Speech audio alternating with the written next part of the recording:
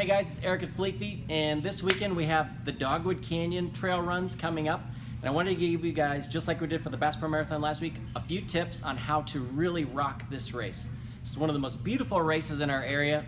It sells out every year, and so let's just talk about it. So first of all, the course.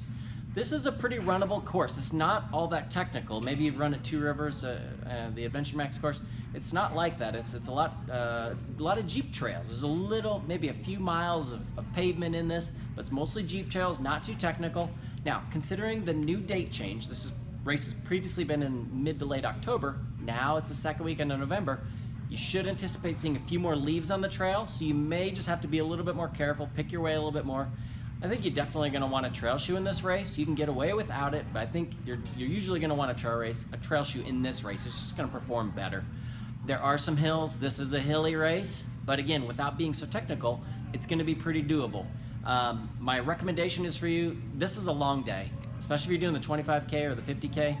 Plan to add 30 to 60 minutes to your 25K road time or 60 to 120 minutes to your 50K road time to get your time at Dogwood. That means on these kind of long hills, do your eating and your drinking then, where you can you're not breathing as hard and it's going to be easier to get it down. Some of these hills in this course, particularly let's say like mile 1.5, there's a pretty long hill.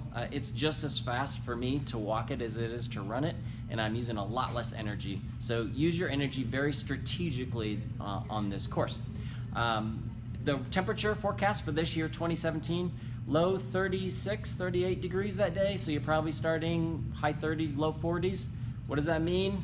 Well, with all these hills, you're going to be working up a lot of heat, so that means you're probably going to be fine in a short or a capri.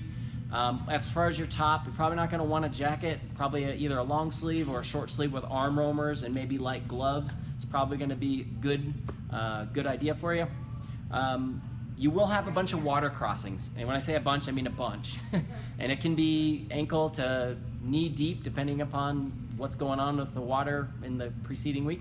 So my recommendation is a thin wool sock that's going to dry out the fastest, and it's going to stay warm when it gets wet, as opposed to synthetics, which don't, and cotton, which doesn't wick at all and doesn't perform at all.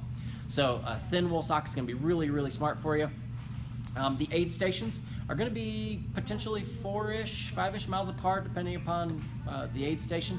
So that means you're probably going to want to have a handheld bottle on you, because you could be, 45 to over an hour between aid stations, and most people are going to need water more frequently than that.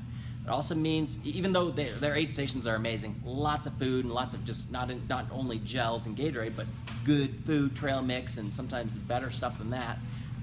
You might even want to have a few gels or something with you, bars, for in between those aid stations, because again, it's just a long day.